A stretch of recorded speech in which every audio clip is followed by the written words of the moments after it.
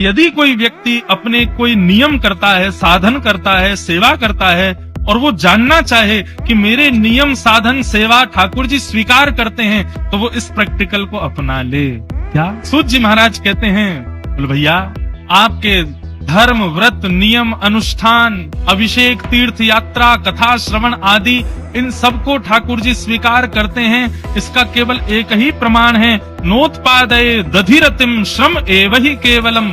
किसी सत्संग में जाकर के बैठिएगा, किसी कथा में जाकर के बैठिएगा, अगर उस कथा में बैठने पर आपका मन उस कथा में लगने लग जाए तो समझ जाना आपके द्वारा किए गए व्रत, नियम, अनुष्ठान सबको ठाकुर जी स्वीकार करते हैं, वो सब स्वीकार होते हैं।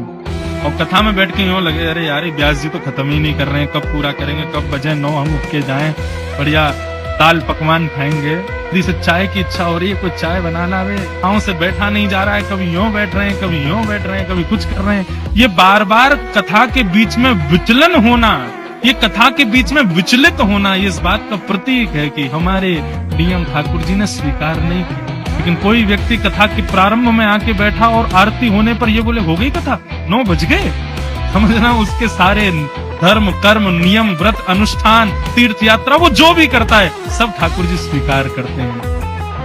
क्यों? क्योंकि कथा प्रारंभ होते ही वो देहाभिमान से शून्य हो जाता है। और ये बात कोई मैं नहीं कह रहा हूं, श्रीमद् भागवत स्वयं कहती।